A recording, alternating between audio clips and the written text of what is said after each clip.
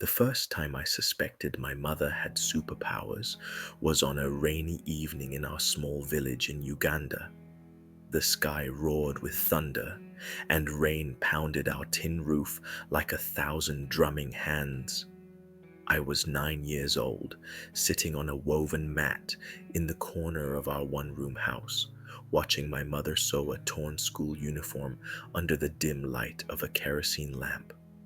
My younger sister Joy sniffled beside me, complaining of a fever. "Mama, we don't have medicine," I whispered. "How will she get better?"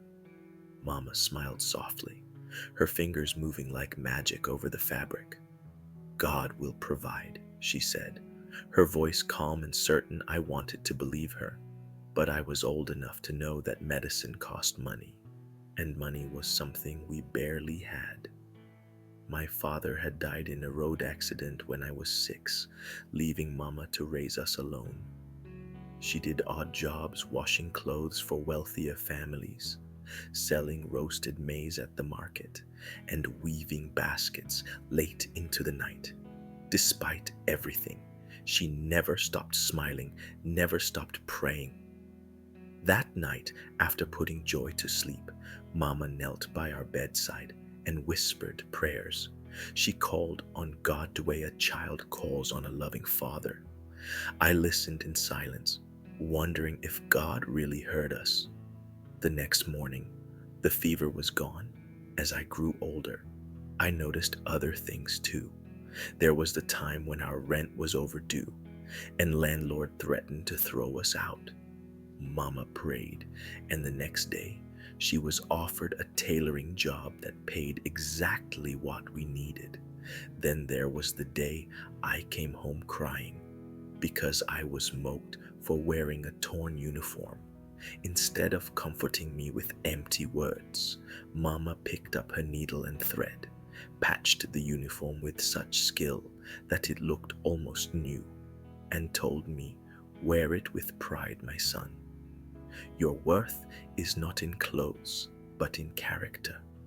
She had a way of turning every hardship into a lesson, every struggle into a reason to trust God more. One Christmas, I longed for a new pair of shoes. My only pair had holes in the soles, and the thought of going to church barefoot embarrassed me. But I didn't dare ask Mama. I knew she had more important worries. On Christmas Eve, she called me aside and handed me a wrapped bundle. I tore it open and found a pair of shoes, not new, but polished and well kept. "Where did you get these?" I asked, eyes wide. Mama only smiled. "God sent them through a kind neighbor," she said. I later learned that she had traded one of her best baskets for those shoes. She had chosen my joy over her own comfort, just as she always did. One of the greatest tests of Mama's faith came when Joy fell seriously ill. The hospital was far, and we had no money for transport, let alone medical bills. Mama carried Joy on her back and walked for miles. She pleaded with the doctor to treat her, promising to work and pay later. The doctor hesitated, but seeing Mama's desperation, agreed. Mama took on extra work, sometimes going without food so she could settle the bill. When Joy recovered, Mama simply said, "God made a way." It wasn't until I was much older that I realized what my mother's secret superpower was: faith. Her unwavering belief that God would provide, protect, and guide us was what kept us going. She didn't need a cape or superhuman strength. She had something even greater. One evening, as I watched her praying, I asked, "Mama, why do you always believe so strongly?" She took my hands in hers, calloused from years of hard work. "Because, my son, God has never failed me. Even in the hardest times, He is there. And when you learn to see Him in every moment, you will realize that faith is the greatest power of all now as a grown man.